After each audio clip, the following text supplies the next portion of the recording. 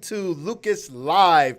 Excited to be here with you guys once again. Right now, if you're watching this, you're watching by replay, right? Because the live audience, they haven't come into the room yet. So if you're here, stay tuned. It's going to be a great show today. I have a couple of amazing ladies, both best-selling authors, both have an amazing story and an amazing thing that they're going to talk to us about to help us understand. One is going to help us understand about bringing the queen out from inside of you. And the other one is going to talk to us about not being a wife to a boyfriend.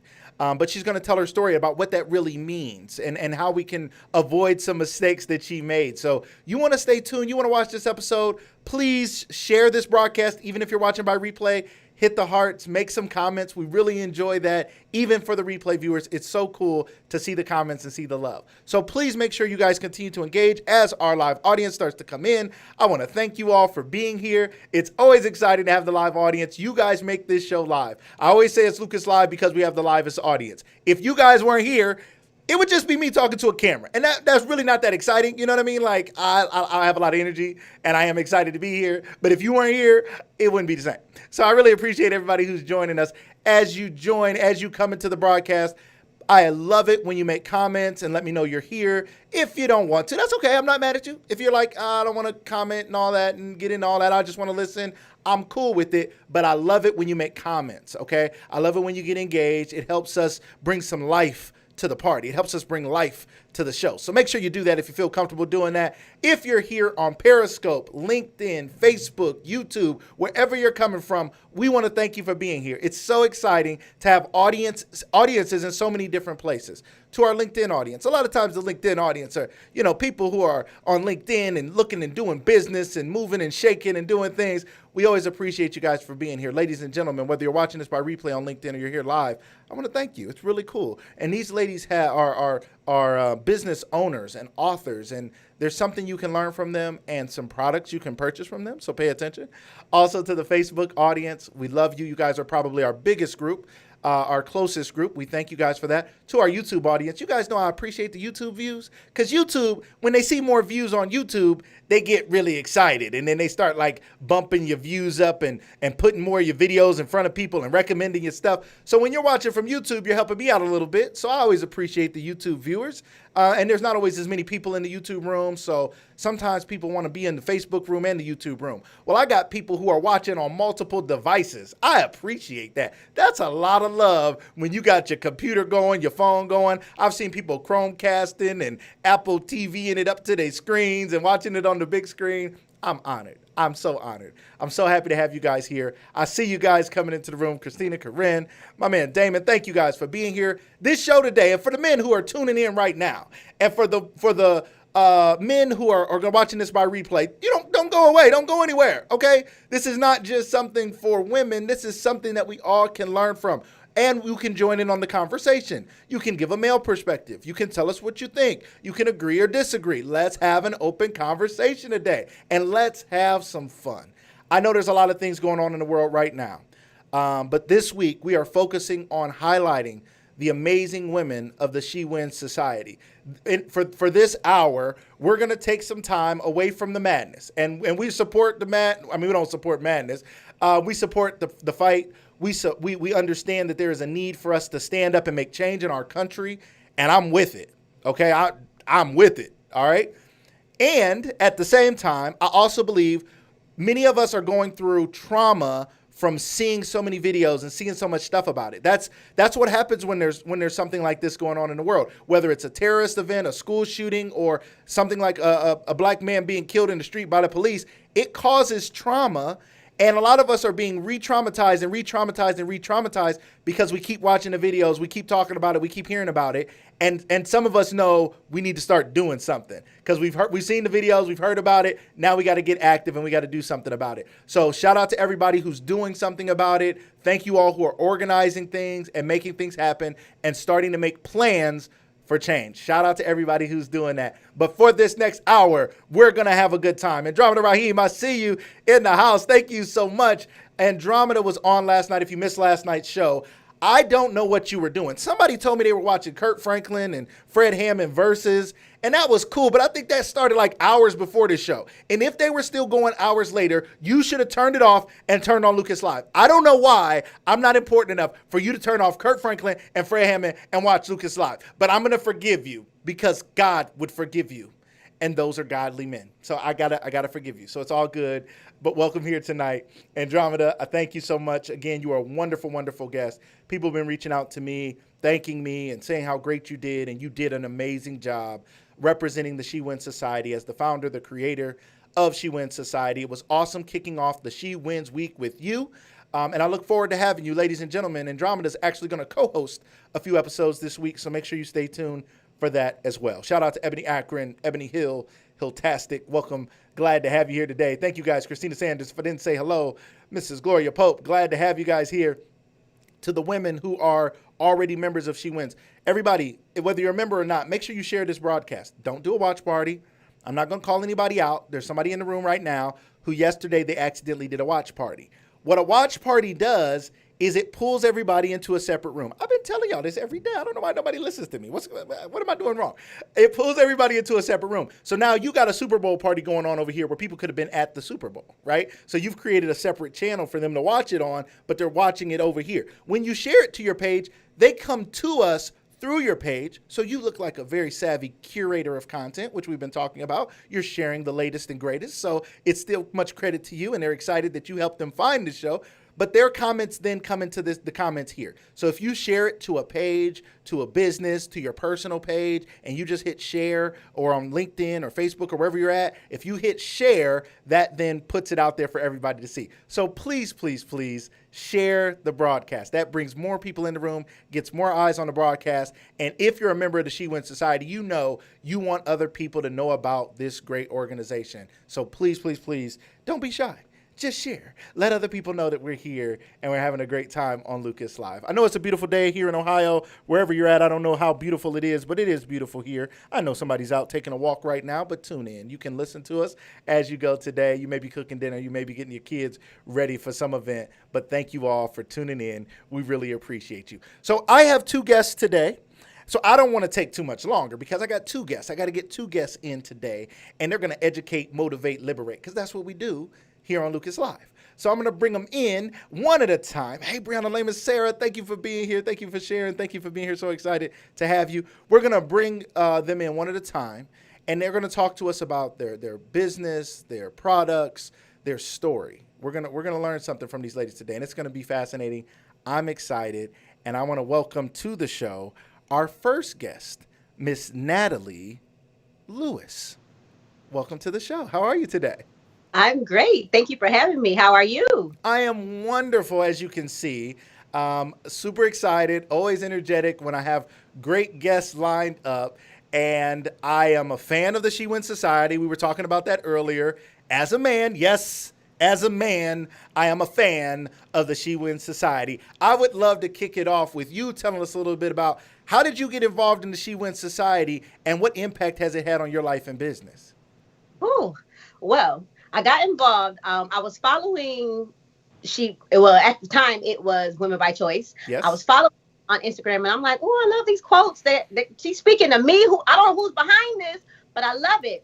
So going through that, looking at the post, seeing how the empowerment movement was, and also having an issue with friendships in my life where I was at the point where I was becoming one of those women that said, I'm done with women because this friendship thing ain't working out. So maybe I need to go find me some new people because this group right here ain't it. It ain't working. Right. So I kind of searching for a community, people that I can depend on, people that I think would have my back. And I just happened to scroll and find it. I joined and it's been life-changing, literally life-changing. I went on a cruise. Somebody was supposed to go with me. That fell through. I ended up going on a cruise. Didn't know absolutely nobody. It was one of the reasons I knew no one prior to going.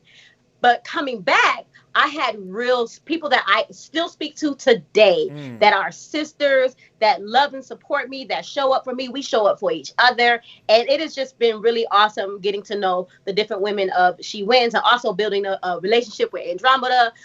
Just being able to have that community, which I did not have before, of sisterhood. You know, you see all the pictures and the cute things. You're like, oh, I don't have that. I was like getting jealous. And I'm like, how do I get that? Right. So She Wins definitely has changed my entire life. You know, opportunities, abundance of opportunities. You know, as you show up, people show up for you. So it's just been a very amazing ride. And I told Andromeda she's stuck with me forever. I'm not going nowhere. Even if she tries to break up, like, I ain't dealing with y'all no more. You coming? Like, hey sis. You gonna be right. You gonna be on the cruise with her, private cruise with her and her husband. You gonna be showing up waving and stuff. All right, that's really. I love what it's doing. And ladies and gentlemen, if you missed last night or if you saw the replay, She Wins Society is an organization that you can become a part of if you're a woman. I mean, it's all good. You can become a part of. Go to SheWinsSociety.com. Check it out, because it is something that is changing lives. Everyone who's talked about it, everybody who I know who's a part of it, they're authors, they're entrepreneurs, they're movers, they're shakers, they're doing things. And some of them, Andromeda talked about last night, she said some of the members weren't doing all this before they joined, but iron sharpens iron. So when these ladies got together and they got around these other women who were making moves, it made them want to make moves themselves. And then they had support, even so much so that many have become best-selling authors because of the support, not only from others, but also from this group. So tell us a little bit. You too are a best-selling author. Tell us about your book. Tell us about it. Oh, I have 2 books and one in the making. All right. Release the Queen in You, and that shares my story of how I recognize, wait a minute, I'm living life beneath what God has called me to, and I need to really figure out who I am, what he's called me to be, and me recognizing, wait, I'm a queen. I don't have to settle for this average life. I don't have to settle just for what I'm familiar with. It was more so just going on the journey of self-love, self-discovery, allowing God to transform me, renew my mind. So I just write about a lot of different things. So I talk about my journey, and I also put in some tips on how women can really release the queen that's inside of them. I believe every woman is a queen. Some women just have not recognized that yet. So I want to help women. My goal with the book was to help women recognize, look, you are a queen, and you don't have to settle for just any old average life. You can be everything that God called you to be. You can have everything that he said that you can have. And you just got to continue to take each step and move forward and be great. So that was the first book. All right. Second book, I co-authored it with 14 amazing other women. And that book was more so just talking about overcoming hurt from bad relationships, bad situations. So my chapter in that book, I talked about my situation with that. We kind of talked about earlier when I moved to Ohio. Crazy. Yes. The people may want to know. You didn't give me all the details. I just want to say that. But, all right. You felt what I was saying. I thought there was something going on. She moved to Ohio for like 10 minutes. She told me. I live in Ohio. She said, I moved to Ohio for just a few minutes trying to make something work. And then apparently it didn't work. Didn't sound like a job. It sounded like something else. But whatever. That wasn't a job. It was one of those, like, you want to make stuff work. So you do the most. You put your all into it. And then you're like, wait, nah, this ain't it. Yeah. So just overcoming that. And dealing with confidence and low self-esteem. I've had that a lot growing up in my life, becoming more confident within myself, knowing who I am. But it took me to learn who God was for me to know who I was. That's big. That's so awesome. So awesome. So you talk about the queen inside. Let's talk a little bit about your story. Obviously, you didn't know it. You found out, and now you said, let me go back. I think we all have a little Harriet Tubman in us when we've gotten out of something, right? That's a part of the liberation part, education, motivation, liberation. Something sets you free. Tell me a little bit more about your story. Let the audience know, where were you at in life and what brought you to the place where you realized you were a queen? I was just broken in every way possible, mentally, spiritually, physically. I was just really broken. And it came from a long stem of having issues with my self-esteem, confidence, feeling like I'm not good enough, feeling like I'm not worthy enough, feeling unqualified, being the youngest, but not being daddy's little girl. So there were some daddy issues and all these different things. I was searching for something to accept me, and going on that journey, bad relationships, dealing with men that I probably should have never even been in relationships with, just accepting people walking all over you because you're just nice and you're sweet and you're bubbly, no boundaries, just kind of like taking life as it comes. And dealing with all of that and trying to become a better person each day, I just was frustrated. Like I was smiling, bubbly, making everybody laugh, making everybody else feel great. Wow. But when I got home at night, I'm crying to sleep. When I got home at night, I felt like I had nobody. When I got home at night, it was like, what do I do? So going through that process, trying to figure out where do I fit in this world? I know I fit, but where? Because I felt like an outsider, even though I had people all around me. Always different, always unique. If everybody's gonna wear pink, I'm probably busting it through with purple. That's just me. I'm just different like that. Right. So having to learn how to accept myself going on that journey. One of the things that's helped set me free was the birth of my son. I'm a single mother, and having to realize, oh my God, I got a life now. Like what? I'm trying to get my life together and I got to raise this. I don't know what I'm doing. Like, what am I doing? So it's one of those come to Jesus moments. Was like, okay, girl, you got to get yourself together. Like, get it together. Seriously. So I kind of recommitted myself to God, recommitted myself to believing and getting in the word and understanding, okay, God, what am I here for? Like literally asking the question and praying prayers. What am I here for?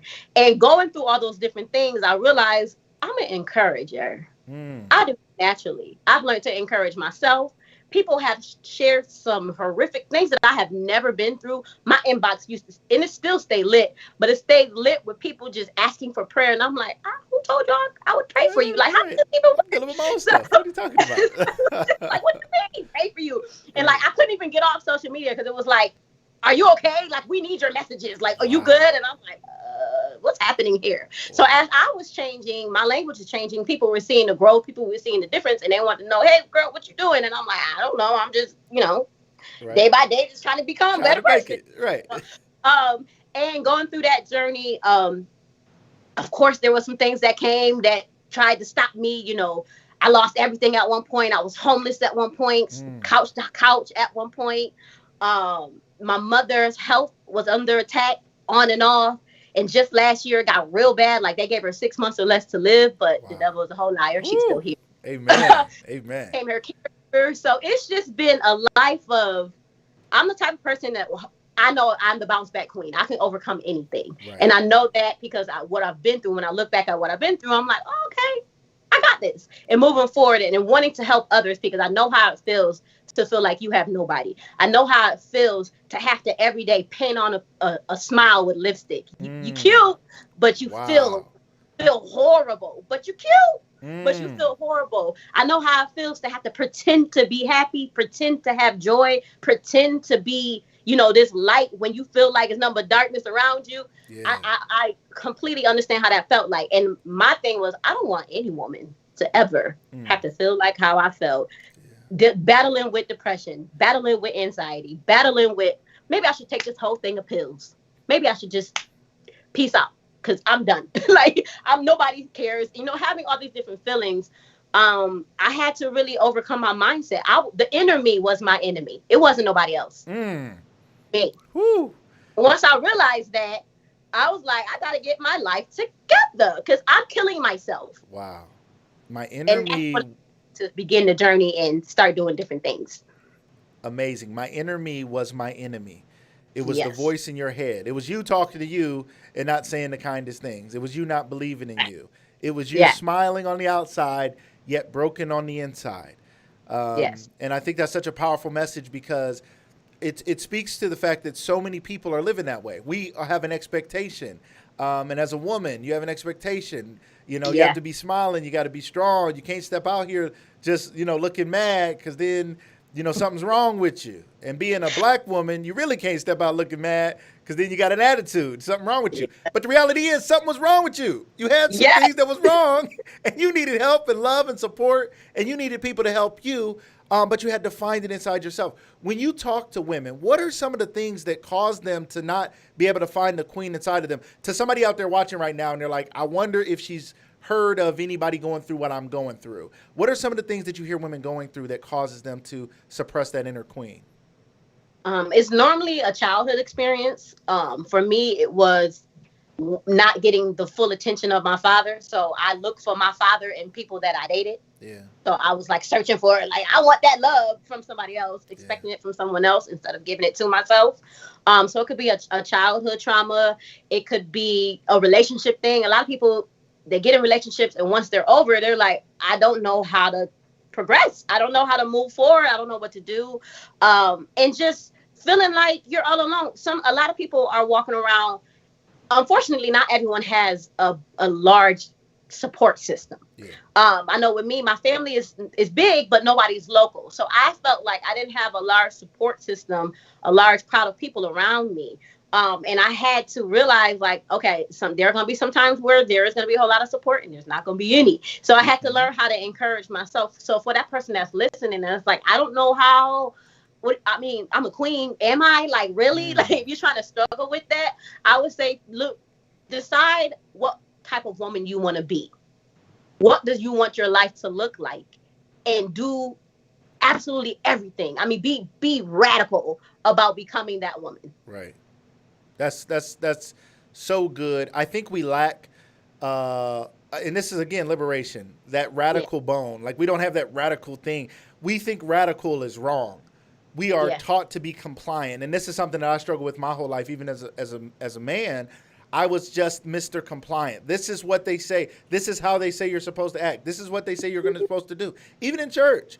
Even it's like, I'm so stiff. It's like, oh, they said I can't do this. I can't do that because I'm going to hell. And half the stuff is not heaven or hell issues, but we're bound by it. And then a woman, the expectations, the magazines, the music, all these things that create an expectation of women. Can you speak to that? How do women, what does the queen inside look like when the images that they see of successful women often look like Kardashians and these, overly made up, manufactured people?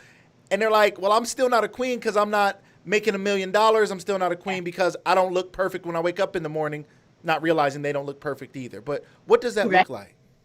So for me, my definition of becoming a queen and being a queen is being unapologetically who God called you to be. Unapologetically. I love it. Not that you want to try to be, I get the question a lot. Well, who do you want to be? And people think it's arrogance when I say Natalie. And they're like, what? I'm like, no, I want to be Natalie, because it took me too long to even know who I am for me to even want to try to be anyone else. Yeah. So you have to really understand that being a queen is about mindset. It's not so much your accolades. It's not about your big house. It's not about if you married, if you booed up. It ain't about your red bottoms. It's not about, because that stuff can come and go. Right. But when life happens to you, is your mind still intact? Do you know who you are? Do you have confidence to move forward, even when it looks like all hell is breaking loose around you? You may be in a fire, but that don't mean that you're going to get burnt. You know how to come out, like pure gold. Yes. You know how to come out on the other side of things, because you don't allow any situation to get into your mindset. So being a queen is a mindset thing. It's about really allowing God to reveal to you, who are you?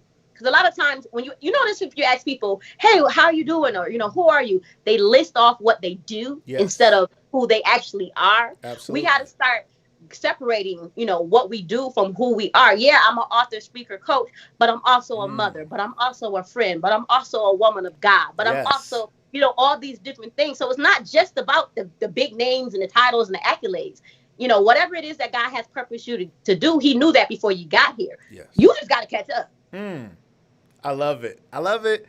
Unapologetically you have to be bold enough to do it, to find it. Somebody on here watching right now hears you, but they're struggling. Like, they're still looking around. I remember my wife used to read a book to our daughter.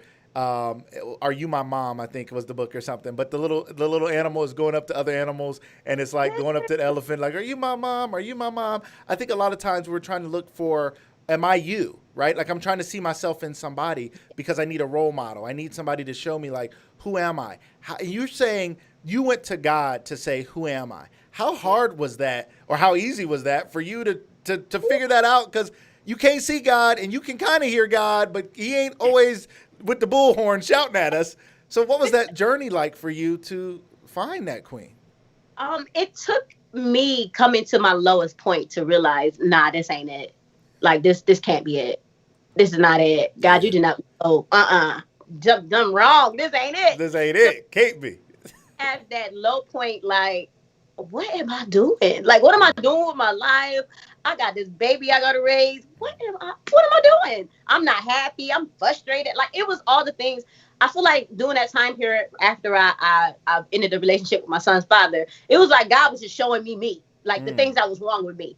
But it took my pride to have to go to the side to really be able to admit that, okay, I have a problem. There's something wrong here. Yes. Something's not right. Because a lot of times we want to present our best selves. We want to be, we don't want to tell ourselves, no, that wasn't good. Or, you got an attitude problem, or you got an anger problem, or you snapping.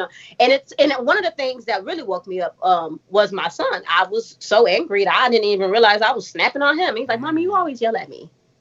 I was like, ooh, that ain't feel good. Right. Feel good. So I had to like really look within myself, and really, sometimes you think that people are hating on you when they say certain things. But if 20 people are saying you got an attitude problem, somebody write this down. Say that. You got an attitude problem, man.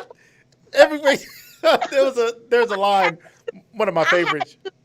Put my pride aside and really want the change. I had to want to do better, because a lot of times people can tell you what's wrong and you let your pride. I'm good. I don't do that. I'm good, and you end up so far off in a whole different place, and you got to recoup and bring that thing back together. So for those listening, it's like I'm struggling. I don't see the queen in me. I don't think I'm that way. You have to ask yourself, as what are you doing right now? Have it been serving you? Is the decisions that you're making every day, are they serving you? Are you becoming better? Or every year I'm gonna do this year, and it's 5 years later and you ain't did nothing? So what's your track record? Your track record. Slow down. Don't tell people off that fast. Slow it down. Okay, go ahead. Keep going. I'm sorry. Tell them.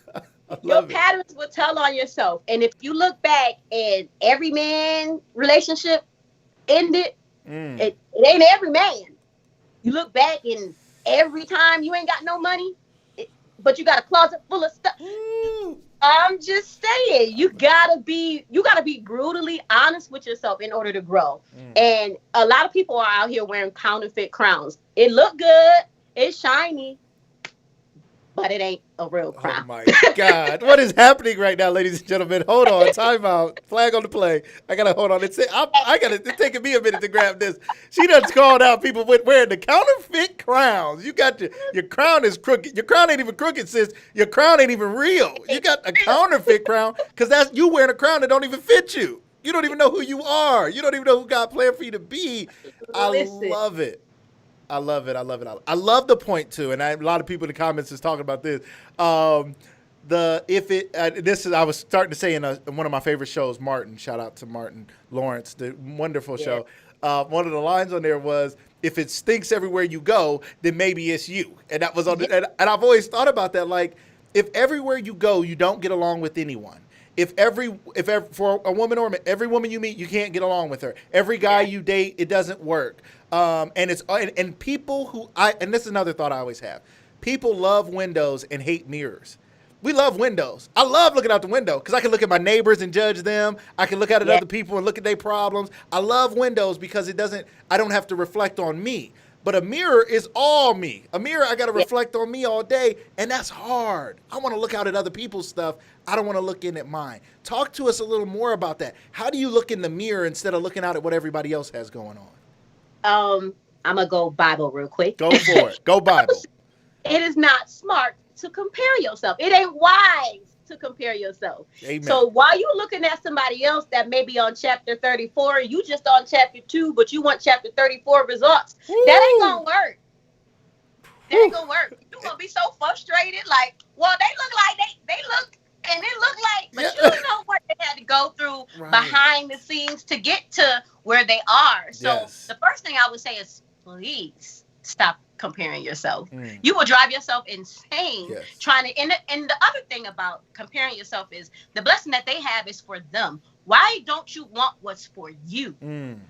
Because what's for you is custom. Yes, it's custom made. Can't nobody else have it. Can't nobody else do it like you do. It is It's tailor made for you. you. So Yes. you don't want anyone else's blessing, anyone else's life. You don't know what they had to because you don't know what hell come behind it. So if I want, say just for example, I want your life. I don't know what you had to go through to get. Maybe what you had to go through might kill me. Right. I'm looking for a death sentence. Right. So you have to not compare yourself to others and really get serious about the life that you want for you, what works for you.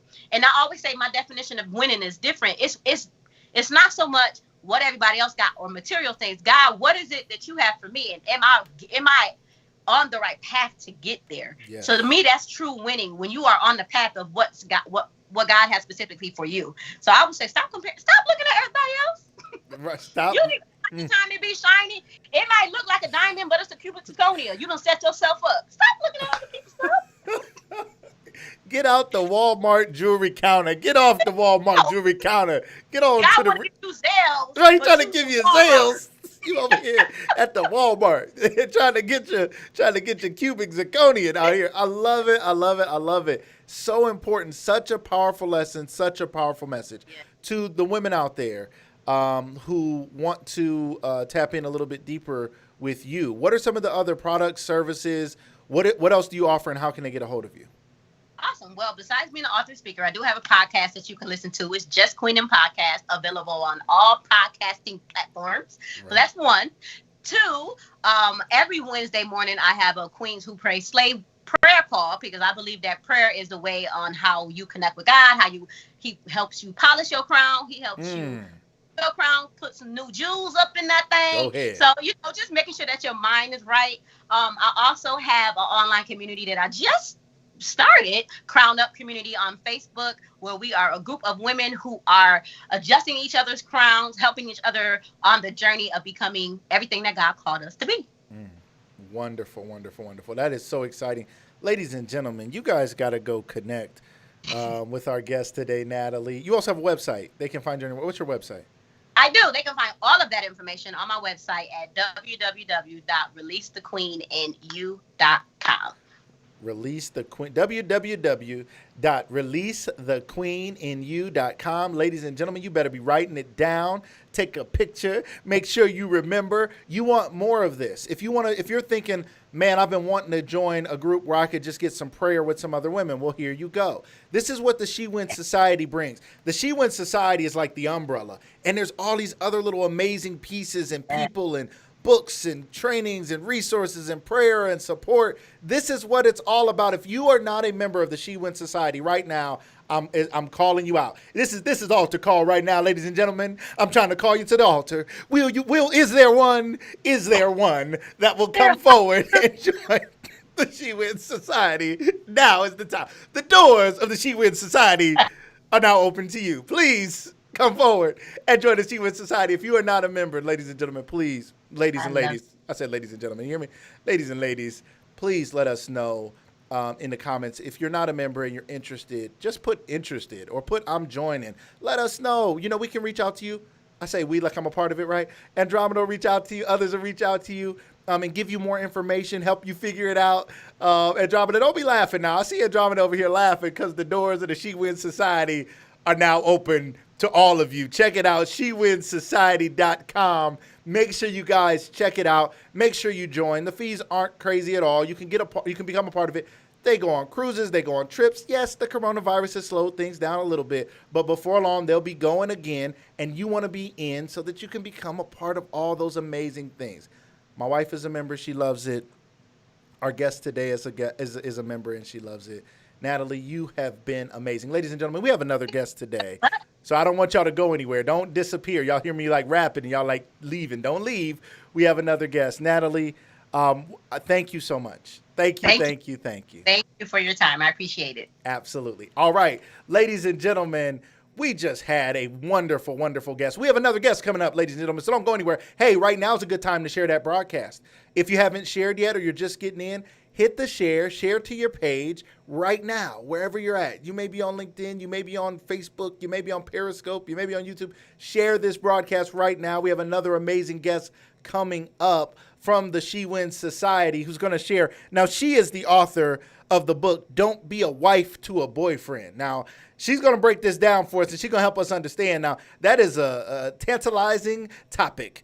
Don't be a wife to a boyfriend. We're going to talk about it. She's going to talk about what that means to her, what that meant to her. She said this was like a memoir. This was like a letter to her younger self, and she wants to give this information to other people. So right now, somebody needs to share this. Somebody needs to tag somebody. Somebody needs to say, you don't want to miss this.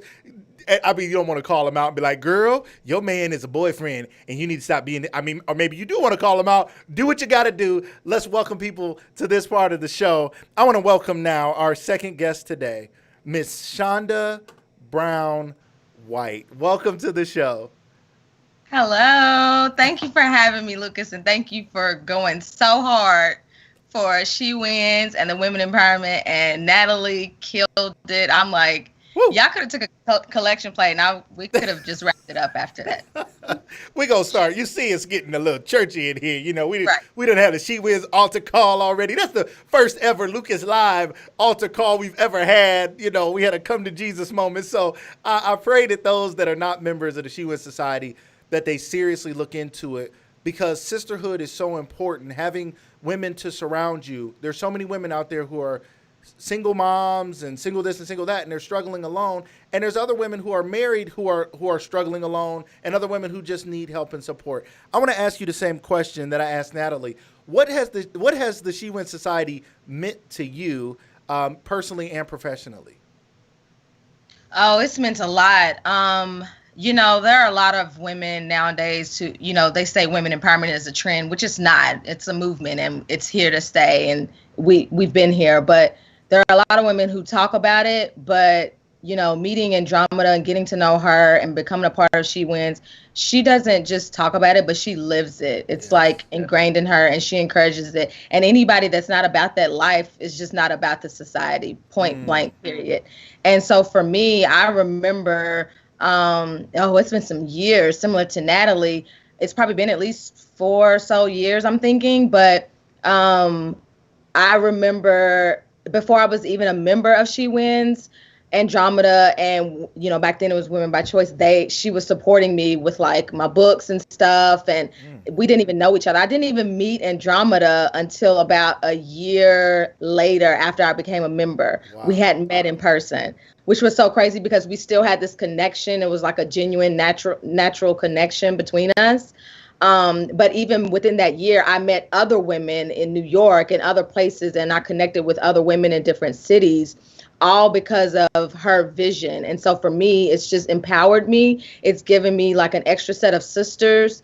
It's also pushed me beyond my limits, and made me realize, like, you know, there's a whole system out there that wants to support, and there's a whole system of women and a whole group of women who truly believe in like supporting each other. So that has been like, it has played a major role in like my life, as well as even some of my successes as well. Awesome. We are here in part to bring people to the She Wins Society, to help people understand what it means, because it is life-changing. So I thank you so much for that. So now let's talk a little bit more about you and your business and your books. Tell us a little bit more about yourself. Yeah, so since I was a young girl, I always kind of felt like I had this passion and purpose to like encourage women. And so I just kind of, in like figuring out who I was as a woman and my purpose, I was like, I just feel like I'm called to like encourage and empower women through life and love, real talk. And so for me, that's something that I take very seriously, whether it's through writing or speaking or whatnot. I love to write, obviously. So I've written a few books. And I remember I actually gave up on my dreams, like probably around like 2008, around 2009, around the recession, because things were just really crazy. I had just got married, but it was hard. My husband got laid off. We were newly married, going through, like just crazy things. We had grief. We had deaths in our family. We had to move to a completely different city. And I actually gave up on my dream. I had written my first book back then, and I was like, forget it. Like, how am I going to like continue my dreams? I'm not going to be in Atlanta. Like, what am I going to do? And then we moved back around like 2013, and I actually made a goal. And I said, you know what? I'm going to relaunch my blog. I set myself a date. I set a goal. Okay. And I was like, by December 2013, I'm going to stop making excuses. I'm going to stop crying. And I'm going to like give birth to this gift that God has given me. Because I was just sitting on his dreams. And he's like, I'm not sleeping on you. Like, why are you sleeping on me? And I'm like, you right, God. You so right. Woo. So I made a goal. And that was shortly after my grandfather died as well. And he came into my dreams. He was like, I'm good. I'm okay. And I was like, okay, that's a sign. Like, I need to keep moving and keep going. And so I relaunched my blog. It was a completely different name back then. But I relaunched it and I started writing. And then I was like, oh, I would love to write for XO Nicole. She used to be Nicole Bitchy. And then she decided to like rebrand because I was like, nobody wants to hear positive stuff. Nobody wants to hear about positive relationships. They just want to hear celebrity gossip and madness and nonsense. They just nonsense. This was way before the Shade Room and all of that. And then how that she rebranded, I put like a goal on my vision board. And I was like, you know what? I want to write for that site one day. And then shortly thereafter, I started writing.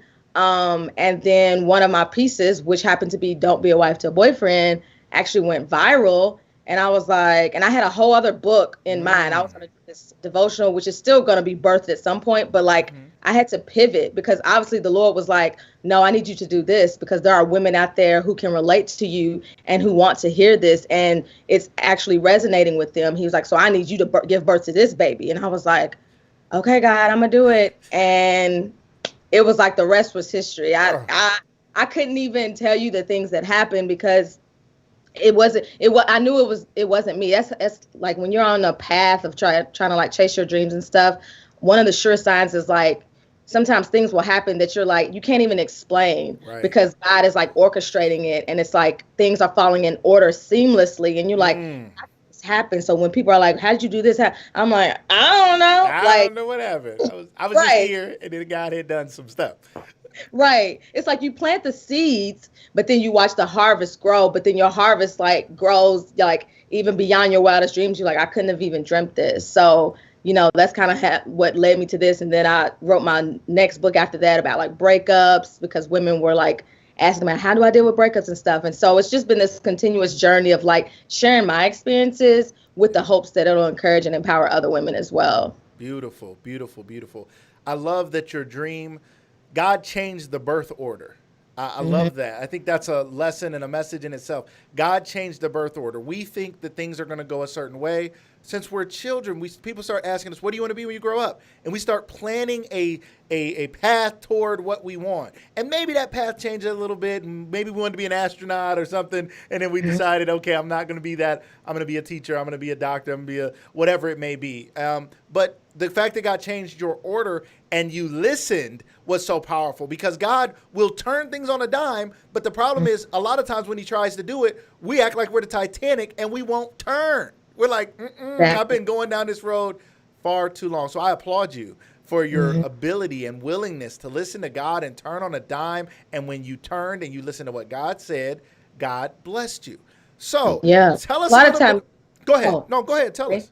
I was just going to say, because, you know, I know it's easy. A lot of times people will see your successes and we hear about the yeses, and we live in this world of like Instagram and stuff. And it looks like everybody has like an Insta Bay and Insta money and Insta success. Like, I like hearing about the successes and the yeses, but I also like to know, how did you navigate those no's? Like, how did you get through those seasons where you were like, is my dream going to come to fruition? Or God, did you really give me this? Is this my purpose? Like, am I on the right track? And I am the type of person I like to hear about that, because I'm like, I need to know that, like, if I just keep pushing, I can make it, versus like, oh yeah, and I'm just doing great, you know? So it's like, I like a balance in both of that.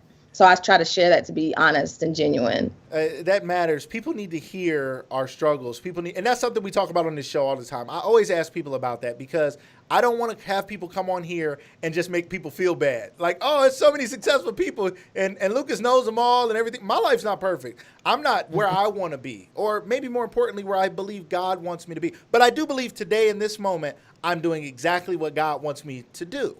So I'm on the train, I'm on the boat, I'm in the car, I'm in the passenger seat, and God is driving. So I do have a sense of peace in that. But I love that. I think it's so important for us to talk about our struggles. So tell us, we're going to lean in. I'm going to scoot in a little bit because I'm a little nosy and I want to know. Okay, obviously, for somebody to write a book like this and first write a blog like that, something didn't go right. Something was going on in your life that wasn't going so well. You didn't write this from nowhere, I'm guessing. So what's up? Tell us what's going on. What's the deal? What's the story behind the story?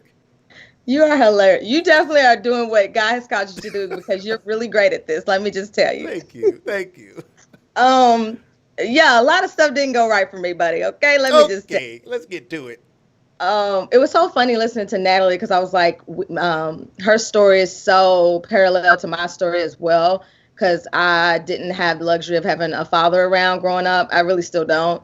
And so I realized that like my dad was the first man to break my heart. So it was like every relationship after that was like trying to create something to fill that void and that gap. And so for me, it wasn't just like a relationship that happened in college. It was like it started back with him. And then it was like I was just trying to play catch up for the rest of my life, trying to like manufacture these made up relationships and trying to create an image of love, even though I didn't even know what love really looked like.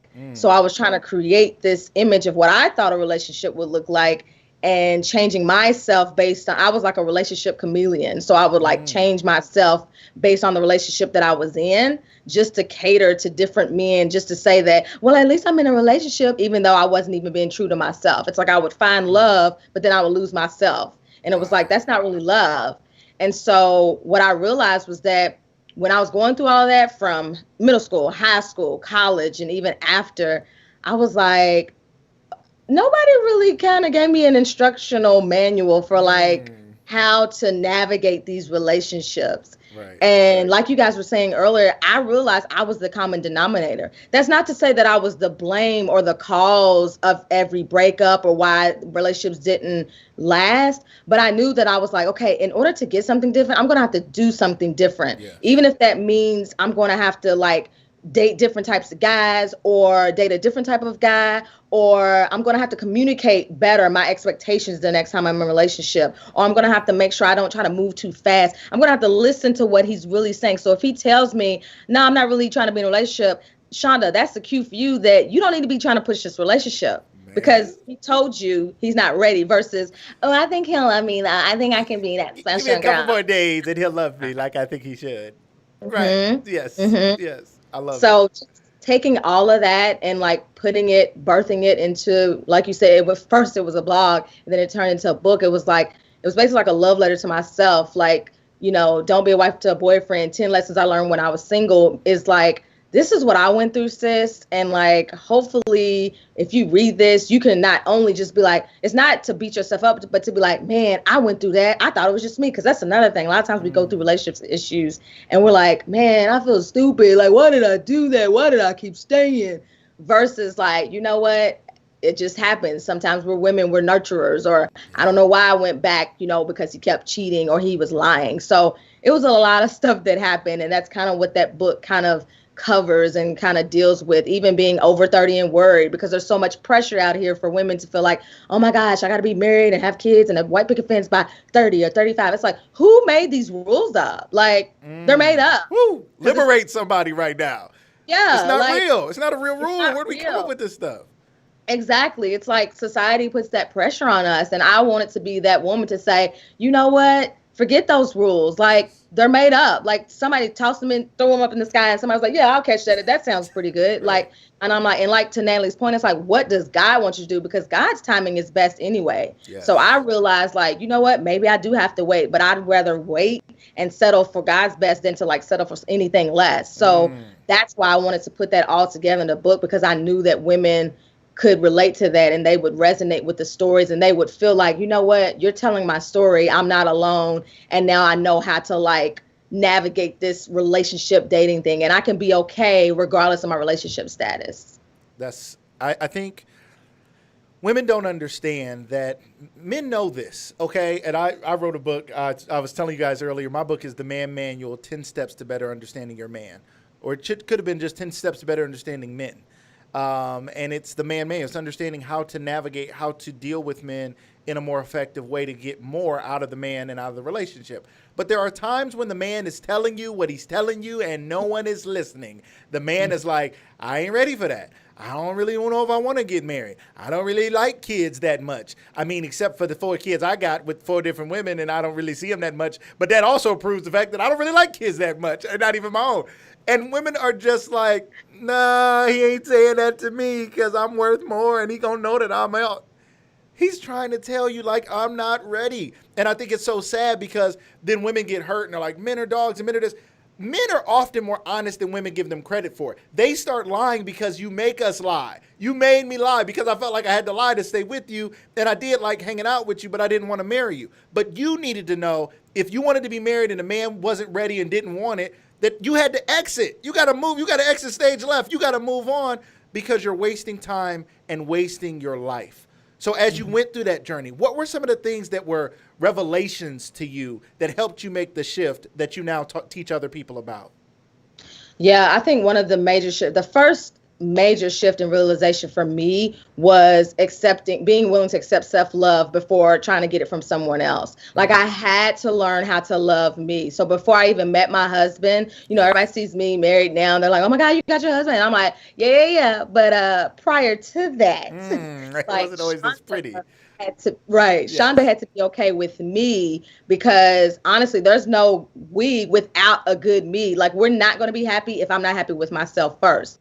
Right. And that's why I start the chapter with that. Like I'm very honest, straight to the point about like even being transparent about, losing my virginity and how that was and how I felt and why I did it, because you don't understand when you're 14 years old what you're really doing. Why did you do it? Real quick, slow down. This is an important piece that we haven't talked about on this show before, but I've heard this story from women before. Why did you give away your virtue? Why did you give away your virginity? What were you thinking at 14? Oh, it's simple. I thought, well, part of it obviously was peer pressure, but I genuinely thought that if I did that, that would make him love me.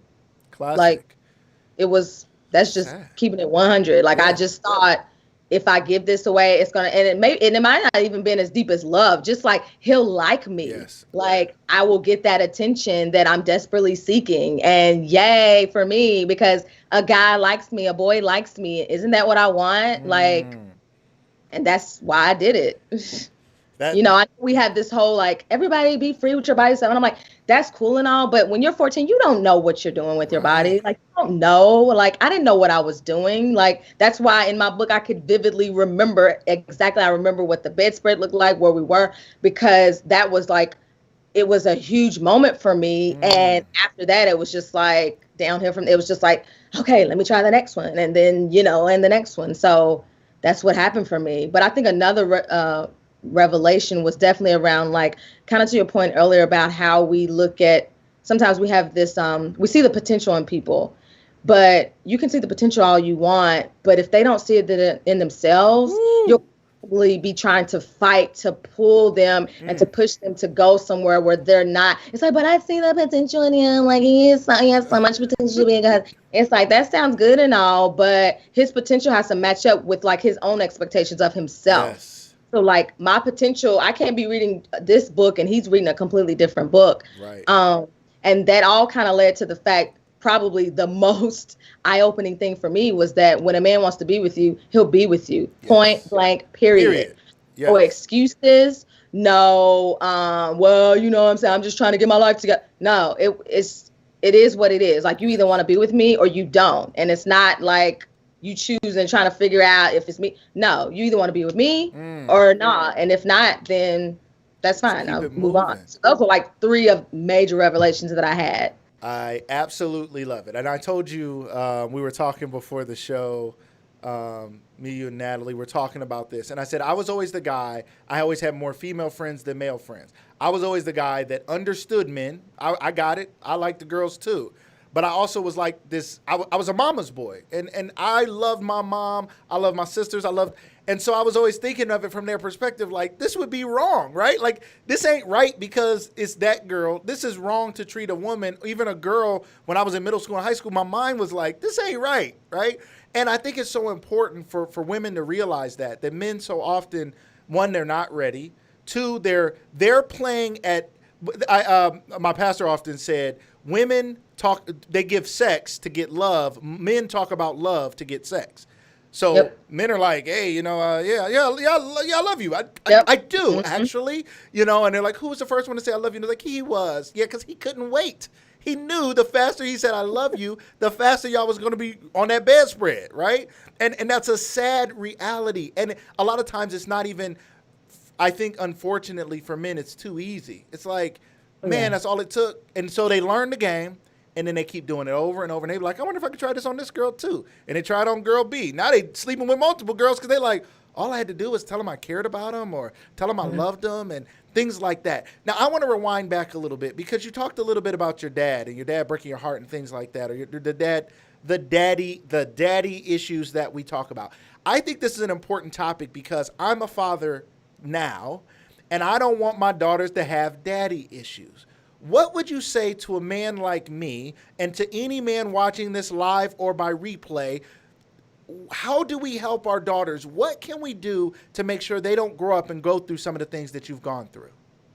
Oh, I'm so glad you asked that question, Lucas. I'm gonna tell you this, and hear me when I say this too. You can have daddy issues even if your dad is in the home as well. That's deep. Because a lot of times people will make the assumption that just because your dad wasn't there means that you're just automatically gonna have daddy issues. But sometimes your dad can be in the house as well. You can still have daddy issues. So I do want to clarify that point. Yes. One of the things that I think that men can do, obviously you can be there, point blank period. Like, your presence says so much, obviously, especially for a young girl, because when you think about it, you're the first example that she's going to see as it relates to how to treat a woman. What does it look like to date and to court and to actually pursue a woman and to like show her that you're interested and to show her that you're going to, take the initiative and, be proactive about trying to date her. What does that look like? But even more importantly, I think as well, we have to change the narrative. Like, we have to change this narrative of, yeah, young boy, when you out there, get as much as you can, you know what I'm saying?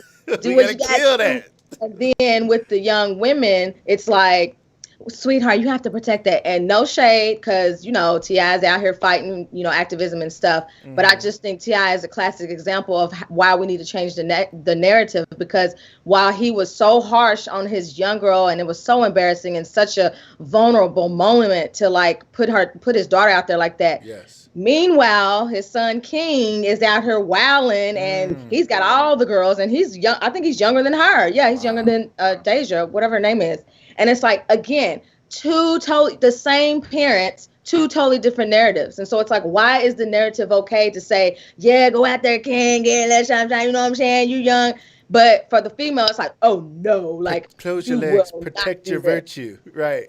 Protect your. I'm like, men need to protect their virtue too. And when we're women, we come up to think that success is, you got to get married, because if you don't get married, you're not gonna be. That's not success for everyone. That doesn't mean anything. Like Natalie said, it's about, are you being who God has called you to be? Versus telling young men don't really think about marriage like until maybe like later on in life. They're not raised. Amen. So we have to change that narrative of how we raise our children. Whatever narrative that you're telling your daughter and maybe your future son, like, change the narrative. Don't make her feel like she's less than just because she's married or not married or whatever. And don't make your son feel like he has to be out here wilding in the streets and, yeah, you got to get it good. You got to get everything you can until you settle down. Wild oats, whatever that means. Yeah. Right. So to me, that's like being present, being there, but also changing that narrative of what love looks like. And so that it's not just, yeah, you want to be celibate and you want to save yourself for marriage. Yeah, that's for women. But for the men, y'all just going to do what you want to do. Like, no, we have to change that narrative. That is so big. It's something my wife and I talk about a lot. I agree. My wife, she said, she made a comment. I put it up here. We need to get the guys together. We as in women I guarantee there's more women's groups like this. None like the She Wins Society, though, let me say. None as great and awesome and as impactful as the She Wins Society. Ladies and gentlemen, if you're not a member, please do join today at SheWinsSociety.com. Make sure you check that out. But there are so many times where women are getting together, and there's a couple men's groups here and there, But women will get together and get it together. They will get themselves together. They'll get each other together. They'll make sure they take off the counterfeit crown and get the right crown on. They straighten each other's crown. They'll help each other out. They'll show each other love. Guys get together and we just talk about such light stuff, like just sports and just cars and just light. We don't dig in and say, how are you doing, my man, and being a father? And another problem when men get together, and I think this was said earlier, was that men especially get together. And the first thing we talk about is our profession. We don't talk about how much time have you spent with your daughters this week? How much time have you spent loving your wife this week? How much time have you spent serving in your community? No, we're like, what do you do? And we're like, oh, I'm a this. I work at a school. Or I work over here. Or I do this. Or I'm an entrepreneur. And that's the narrative. And for too long, men have been allowed to be absent while being present. Right? Because you said it. They may be present in the home, but they're still absent from their kids' lives. And this is something my wife and I talk about a lot because I'm a very busy entrepreneur. But me and my kids pray together every night. And my wife reminds me, and some nights I'm busy, I'm like, babe, can you just pray with the kids? She's like, you pray with, that's what you do with the kids. It is not the same. It will never be the same. They need that consistency. They need their father to pray with them every night. And I love my wife and I honor her for helping me be a better man and being a better father because it does. Yeah. It matters, is what you're telling us. It absolutely matters. It matters. And like you said, the consistency, oh my goodness, I knew in my marriage that was a red flag for me because my father wasn't consistent. And so if my husband would say he would do something, he wouldn't do it. Oh my gosh, it would like take me over the edge. But thanks to like therapy and self-reflection and like looking within myself, I realized that's where that trigger was coming from because I was so used to not having that consistency and not having a man around in the household, and a lot of times, especially as independent women, we get so much grief, like, y'all just want to be independent, don't y'all? And it's like, guess what? I as you can tell, I'm a little crazy. No, but it's okay. I hope you can tell I'm a little crazy too. Keep going. Yeah. It's like, I didn't choose this life. Like, right. When your father leaves your mother, like, sorry, like my mom didn't have a choice but to be independent. So like, it's, that whole independent thing, it's like, it kind of sometimes bothers me because it's like, it's looked at sometimes as like a negative thing, but it's like, hey guys, guess what? I wouldn't have chosen to be independent. Like God didn't set it up to be like this. Wow. Like I didn't tell my father, hey, go just neglect me and don't worry about me ever. Like, you have to do what you have to do. Like Natalie has to be a single mom because she has to be a single mom. Like I'm sure she didn't want to choose that life for herself. So because I'm independent, because I'm strong, it's like, don't look at that as a negative. Look at it as something like, wow, you're like this strong woman. Like you went through some things, but you overcame it and you were able to like push through. So, that's another like narrative we have to change of thinking that being Miss Independent is like such a negative thing. It's like, it's not. We didn't cause, like a lot of us didn't cause that. You know what I mean? I love it. It has been generations of missing men, whether it be, I think, especially in the black home, whether it be from slavery when the man could not protect the woman. And so the woman had to be strong because he may be sold off to another family or she may have been raped right next to him and there was nothing he could do about it or would do about it because he would be killed or beat. To systematically putting, especially our black men, and I have to talk about this, putting us in prison. And so now these women yet again are forced to be strong and be the breadwinners and be the protectors and the providers. And then generationally then they start to teach their daughters, you don't need a man. Because the truth is, you don't need a man. You don't. That is a true statement. You don't need a man. But then because of that, I think sometimes then when the man comes, they don't know how to make room for the man maybe. It's like, right. Well, I'm so used to not needing a man until I don't know how to make you feel needed as a man. Can you tell us any thoughts you have on that? How do you shift from, you go from not wanting to be a wife to a boyfriend to figuring out how to be a wife to a husband? You made that shift. Help the audience out today. And we're going to wrap here in just a second, ladies and gentlemen. Thank you for staying with us a little past the hour. What advice would you give to people on how do you then make that shift once you know this is my husband? How do you do that? Yeah.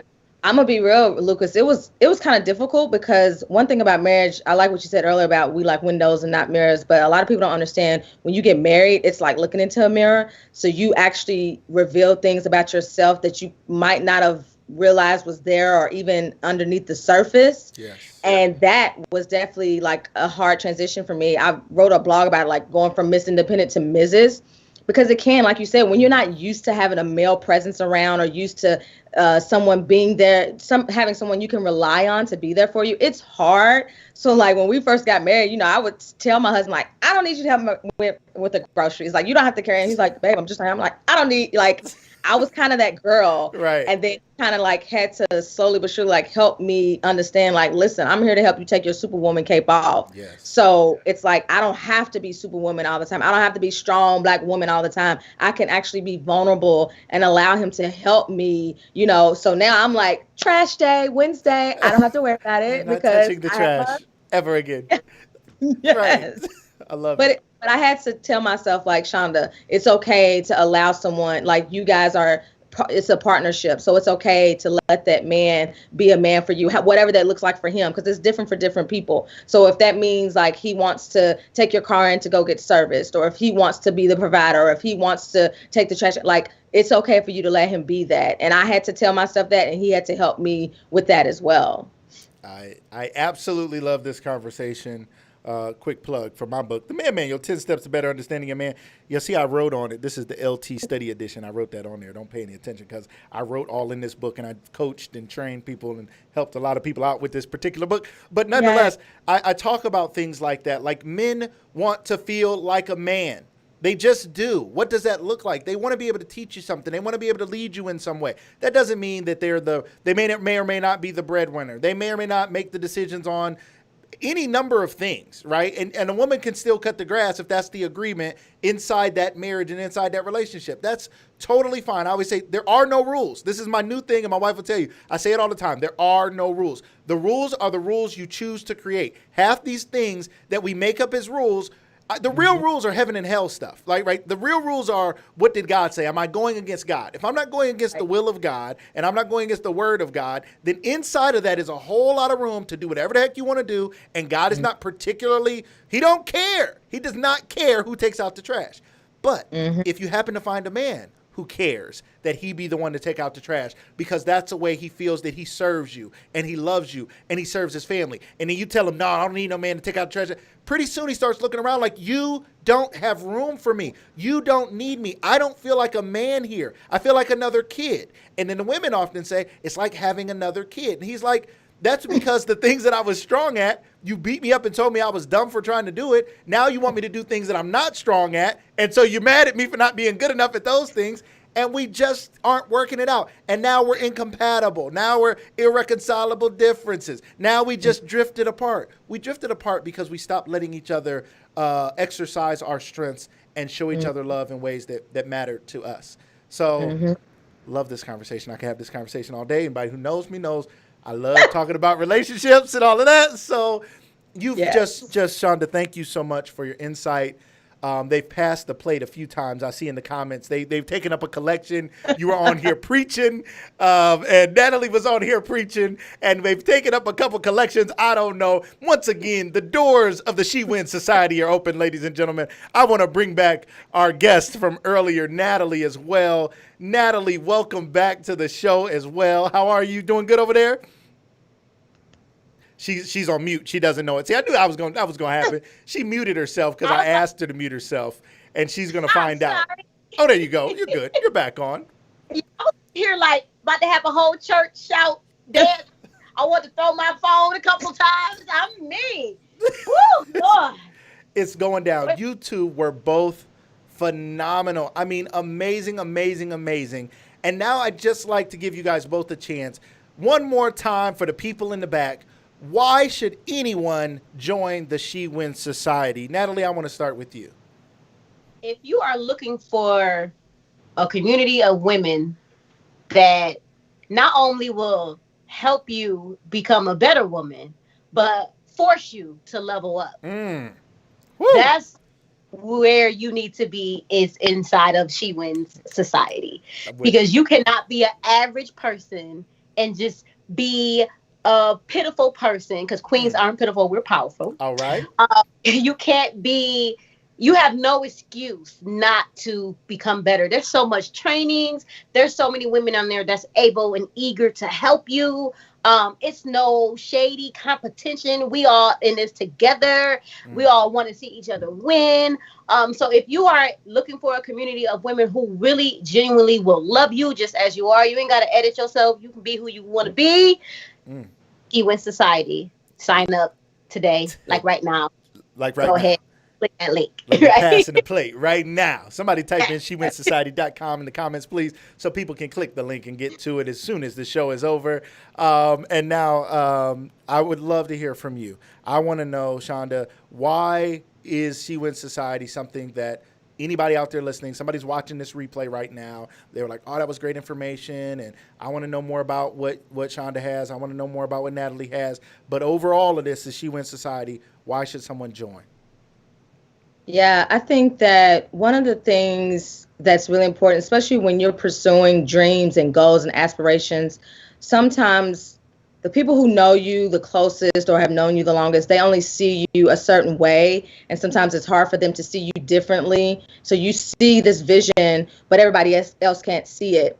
She Wins Society, you get around like-minded people who can help you see the vision, and not only help you see it, but they can help you bring it to life, because you need that. Because, you know, a lot of people are okay with being mediocre. They're okay with being ordinary. They're okay with like, well, I have that gift, but I don't know if I really want to do it. Right. Versus She Wins is like, no, you have that gift, sis. Like, you need to birth it. You need to give life to it. And so being surrounded by those like-minded people who can encourage you. So if you are feeling like, man, sis, I don't know what I should do about my marketing, or I don't know if I want to write this book, I don't know if I want to, you know, invest in this opportunity, there's a community of sisters who are like, listen, this is what happened to me, I did it this way, or I tried this, or you should, like, if you need that little extra push, not really affirmation, more of like confirmation, because it's like you already know what God has told you. Yes. But if you need somebody, and you don't need the validation, but you just need somebody to be like, yes, sis, go on and do it, like, go on and push. This is the type of society that's built for. I love it. I love it. I love it. Ladies, you guys have just been amazing. Shonda, I did not ask, and someone has asked in the comments, how can people contact you? Where can they find out more about you, Shonda? Oh, my website is shondabrownwhite.com, and then on social media it's at Shonda B. White. Awesome. Andromeda's throwing it in the comments already. She was already ahead of us. You see how she is? That's support. That's all the time. That's just who It's she important. is. Yes, it's amazing. Ladies and gentlemen, we appreciate all of you who are watching here today. Thank you guys for participating. To people who are watching this by replay, to people who are sharing this, to people who are, I don't care, cut it up, chop it up, send somebody a clip from it. It doesn't matter. Let's continue to support the She Wins Society. The doors of the She Wins Society are open to you. You can become a member. You can go on the website and you can find out, how do I become a member? What are the different levels? What are the different costs? Yes, there's some higher level costs, but you get more stuff. So you want to know, well, maybe I want to come in at this level and work my way up. Maybe I want to come in at this level. Maybe I want to sponsor somebody. Somebody out there, God has landed on your heart that you need to sponsor somebody because you know they have a dream, you know they have a goal, you know they have a purpose, but they don't know how to win. They're out there and they're a winner and they're losing right now, and you want to help them level up, and you want to bring them into a community like this. Now is the time. Today's the day. Don't wait. Help another sister win because you bring her into the She Wins Society. Ladies, you guys have been amazing. I thank you so much for your time. I thank you for your energy. I thank you for your passion. I thank you for the God in you. It has made a difference today, and it has made my show amazing. It's because of you that today was so great. Thank you both. No, thank you. Thank you for championing and for supporting women like you do. It's incredible. Yes, and I'm so thankful that I was part of the first altar call. Won't he do it? Yes. Won't he do it? Won't he do it? It's going to become a regular part of Lucas Live. We will be doing altar calls, bringing people closer to different items, different places, different things, different societies. So yes. You two are part of the very first altar call. All of our wonderful audience members, we thank you guys so much for your love, for your laughs, for your life, for the education, motivation, and liberation you guys got here today. To my mom, who I lost a couple months ago, Miss Vivian Tindell, shout out to her. Shout out to the love. Shout out to the man she raised me to be, to honor women because of the woman she was. I'll never want to forget her, and I always want to honor her memory. That's why we do this show. Everybody, thank you guys so much. Have a wonderful day. Everybody have a great evening.